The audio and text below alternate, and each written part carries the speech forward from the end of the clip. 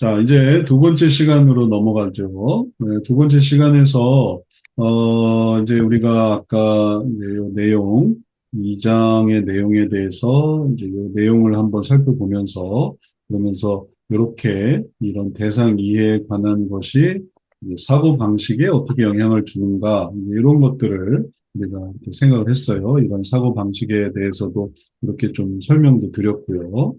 그래서 가능한 이런 식의 사고 방식들이 있다.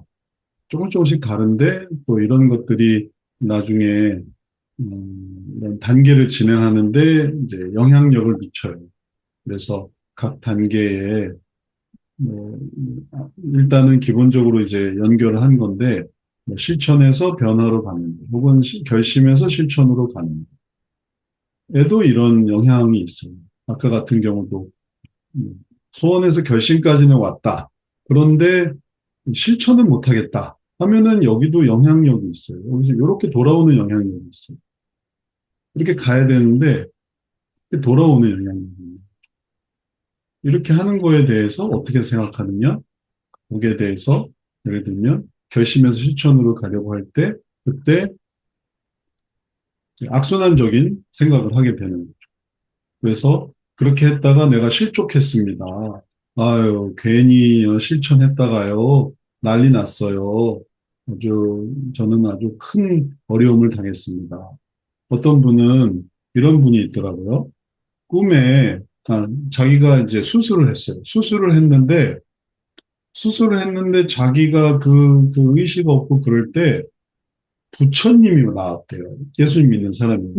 부처님이, 과거에 부처님을 믿었는데 부처님은 나왔대. 근데 자기가 의식이 막 이렇게 막 헤매고 있을 때 하나님은 안 나왔대. 그래서 정신이 든 다음에 앞으로 하나님 안 믿겠다고 실족했어. 자기 정신 없을 때 부처님이 나왔다고 해서 하나님이 나와야 되는데 안 나왔다고 해서 큰 오해를 한 거죠. 하나님이 살려주시고 하나님이 수술을 잘 하게 해주신 걸 모르고 자기 그 오락가락 그 선망 증상이 있고 막 진통제 넣으면 막 아주 정신없고 그렇거든요.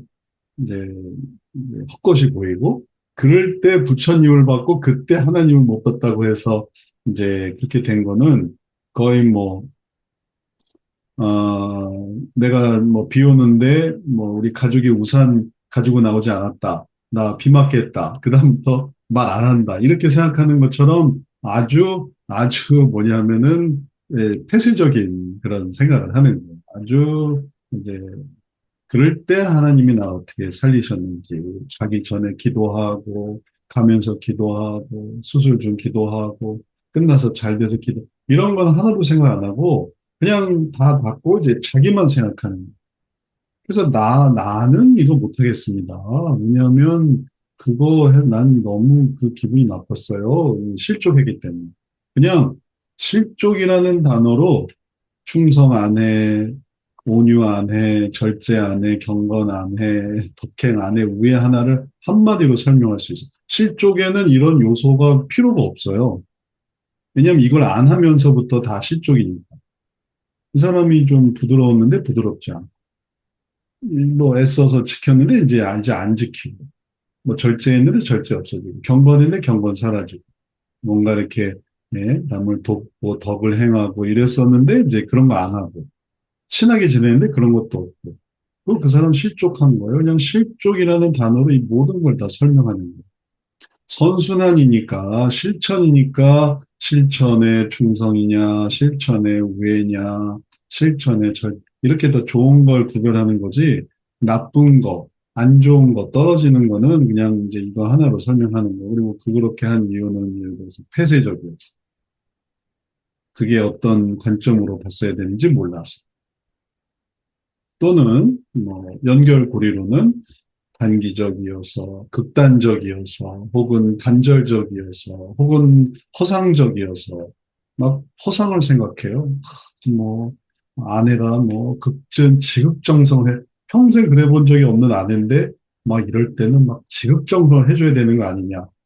한 번도 그래 본 적이 없는데 그러기라고 바라는 거는 그거는 허상이죠, 허상. 우리 아내는 쿨한 뭐 아내야. 당연히 그런 거 없지. 그래도, 그래도 옆에 있어줘도 감사하지. 그러면 통찰인데, 아내가 내가 수술 받을 때 뭐 이래야 되는 저래, 그게 허상이에요. 이 허상이 어디서 왔겠어? 그럼 이게 다 어디선가 왔는데, 이제 그게 이제 영향 요소가 됩니다. 영향 요소.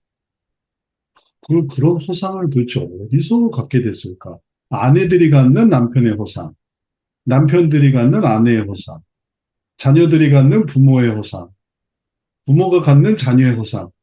이게 뭔가 영향을 받았는데, 이 영향이 도대체 어디서 왔겠어요? 어디서 그런 영향을 받았겠어요? 왜 솔로몬이 예, 말년에 예, 좀 흐려졌겠어요?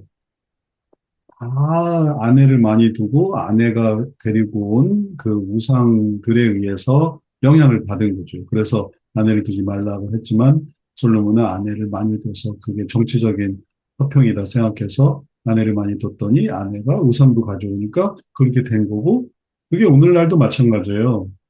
인터넷 그렇게 많이 보지 말고 TV 많이 보지 말고 웹소설 많이 읽지 말고 SNS 많이 하지 말고 비교하지 말고 음, 그렇게 해서 어떻게 해서 내가 할 거를 하라고 했지만 그러지 않고 웹소설, SNS, 또 비교, 또 드라마, 영화 그것을 자극하는 글을 글을 도대체 얼마나 봤습니까? 하면은 안 보고 산 날이 없어요. 모르는 드라마가 없고 모르는 웹소설이 없고 모르는 SNS가 없고 모르는 커뮤니티가 없고 모르는 네? 소식이 없어요.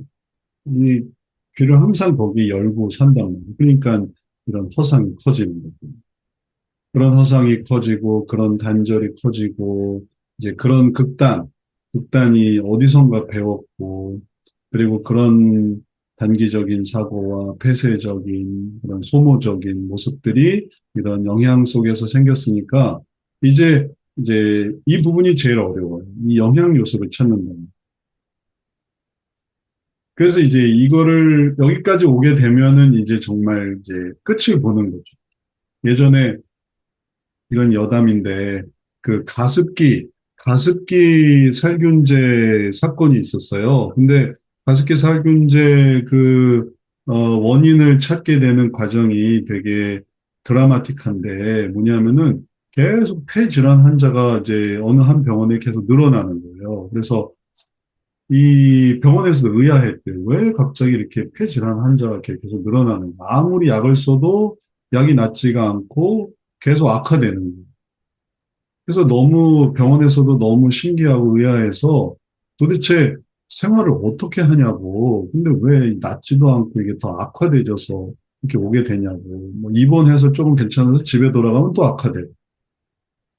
그래서 도대체 집에서 뭘 하는가를 탐문조사하고 또 역학조사를 해보고 하니까 결과적으로 나온 게 동일하게 가습기였던 거예요. 가습기, 살균제. 그래서 알게 된 거예요. 그러니 아무리 약을 쓰고 입원하고 치료하고 그래도 가습기 살균제를 계속 이렇게 흡입을 해대니 그게 안 됐던 거죠. 그게 알고 나서 이제 비로소 문제가 거기 있었구나 하는 거죠. 그래서 우리가 보는 이런 고통의 영향에도 그 고통을 자극시키는 더 큰 고통, 그러니까 그 고통을 가장한 그 고통의 괴로움을 가장한 더 큰 고통이 찾아옵니다. 가습기 살균제가 사실은 살균을 위한 거였잖아요. 근데 그건 가장된 거였죠. 사실 또 그 판매 회사도 몰랐던 거고 그런 요소들을. 근데 그 속에 고통이 있었던 거예요. 그래서 그 속에 더 큰 고통이 찾아오는 거를 이제 발견해서 그것을 이제 제안했을 때 이제 비로소 그 고통이 사라지게 됐던 거니까 우리가 보는 이 요소들에서도 다시 돌아와서 4차 원인 영향 요소 속에 고통이 있어요. 그래서 이 고통, 숨겨진 고통, 이런 요소들을 생각해야만 하고 그럴 때 이게 어, 이